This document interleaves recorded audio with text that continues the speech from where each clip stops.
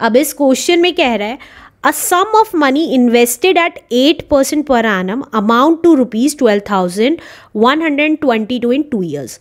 एक sum of money invest किया गया 8% के रेट से, जो 2 साल बाद कितना हो गया, 12,122 रुपीज़ का हो गया।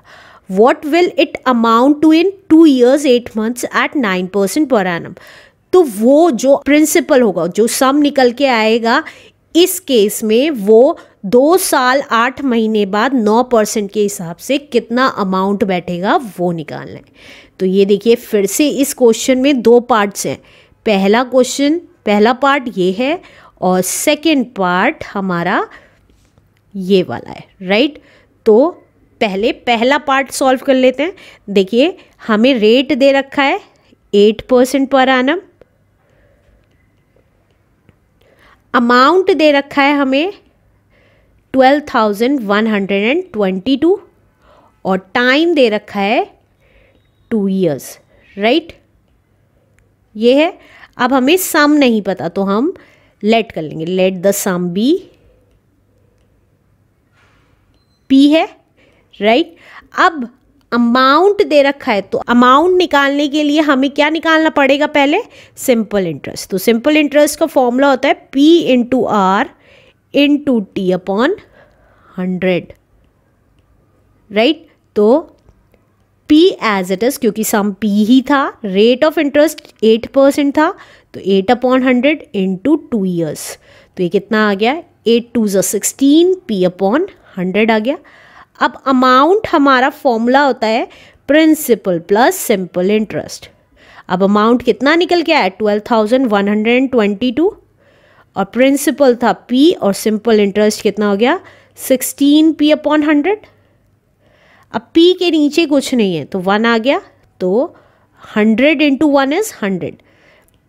डायरेक्टली मल्टीप्लाई कर रही हूँ तो इसकी मल्टीप्लाई इसके साथ और इसकी मल्टीप्लाई इसके साथ, तो 100 की मल्टीप्लाई P के साथ प्लस 1 की मल्टीप्लाई 16P के साथ इक्वल्स टू 12,122। अब 12,122 किसके इक्वल हो गया, that is 100P plus 16P upon 100 के इक्वल आ गया। तो ये कितना आ गया, 12,122 एज इट इज और 100 प्लस 16 इज 116P अपॉन 100।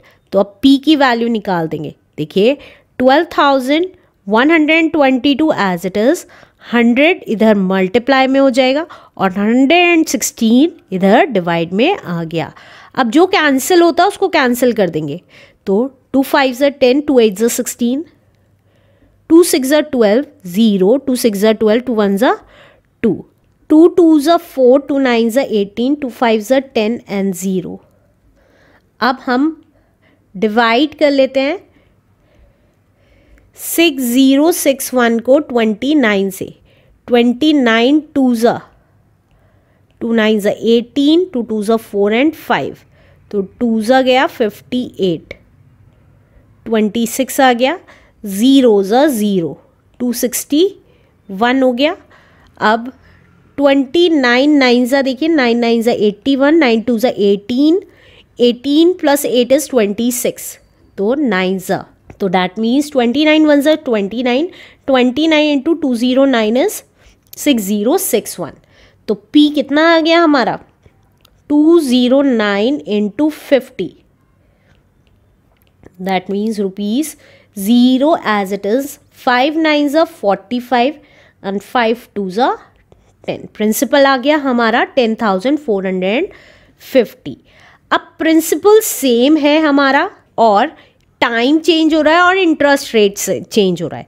तो अब हमारा टाइम कितना हो गया है, 2 years. Second time 2 years 8 months। 8 months को क्या लिख सकते हैं, 8/12 ईयर लिख सकते हैं।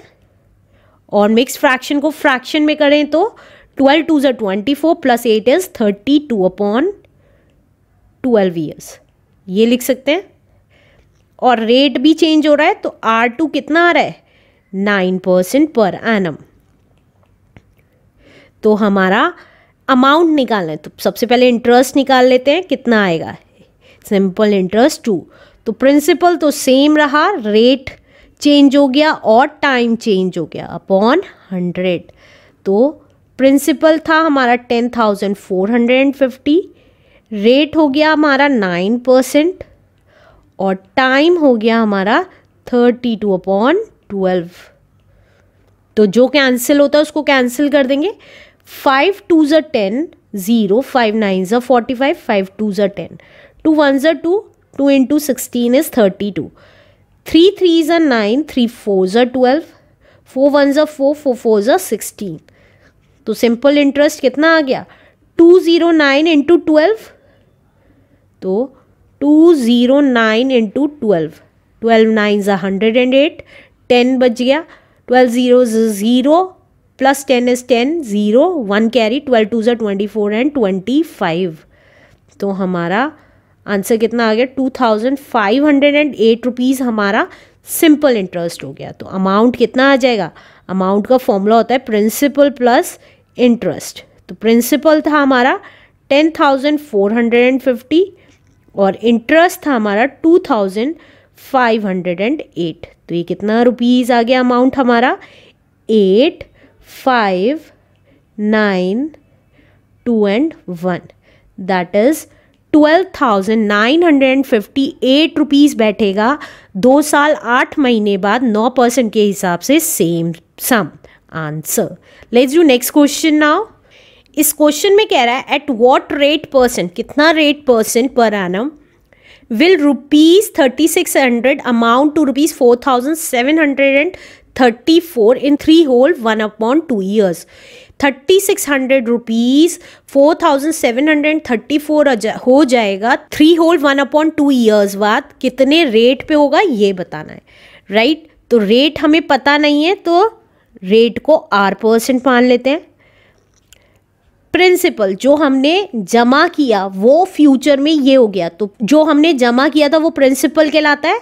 तो प्रिंसिपल कितना है हमारा 3600 और जो फ्यूचर में अमाउंट मिला है दैट इज अमाउंट 4734 और टाइम है हमारा 3 whole 1/2 years। तो ये मिक्स फ्रैक्शन में है, फ्रैक्शन में चेंज कर देंगे। 2 3s are 6 plus 1 is 7/2 years. तो देखिए डायरेक्ट अमाउंट दे रखा है हमें, तो अमाउंट का फॉर्मूला डायरेक्टली लगा देते हैं क्योंकि हमें रेट निकालना है। तो अमाउंट का फॉर्मूला होता है प्रिंसिपल प्लस सिंपल इंटरेस्ट। अब सिंपल इंटरेस्ट कैसे निकालें, तो देखिए amount equals to P plus simple interest का फॉर्मूला लगा देते हैं P into R into T upon 100। आप चाहें तो सिंपल इंटरेस्ट अलग से निकाल के इसमें पुट कर सकते हैं, कैसे भी कर सकते हैं। अमाउंट है हमारा, वैल्यूज पुट कर रही हूँ 4734, प्रिंसिपल है हमारा 3600 प्लस 3600, आर है हमारा आर ही क्योंकि रेट निकालना है और टाइम है हमारा 7/2/100, राइट। अब जो कैंसिल होता है इतने पार्ट में वो कैंसिल कर देंगे क्योंकि बीच में प्लस साइन है इसलिए। तो 2 0 से 2 0 कैंसिल हुई, 2 1s are 2, 2 1s are 2, 2 8s are 16। तो ये कितना आ गया 4734 equals to 3600 plus 18 7s is 126 R. तो 126 आर अपनी जगह रहा, 4734 अपनी जगह रहा और 3600 इधर आके माइनस का हो गया।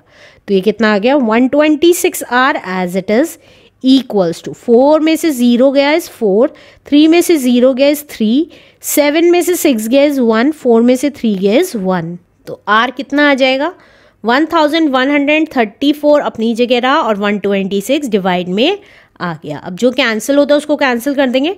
2 6s are 12, 2 3s are 6, 2 5s are 10, 2 6s are 12, 2 7s are 14। अब 63 यूनिट डिजिट 7 है तो 9 से मल्टीप्लाई करके देखते हैं। 9 3s are 27, 9 6 are 54, 55 and 56। तो that means 63 1s are and 63 9s are। तो हमारा रेट कितना आ गया 9% per annum is the answer. Let's do next question now.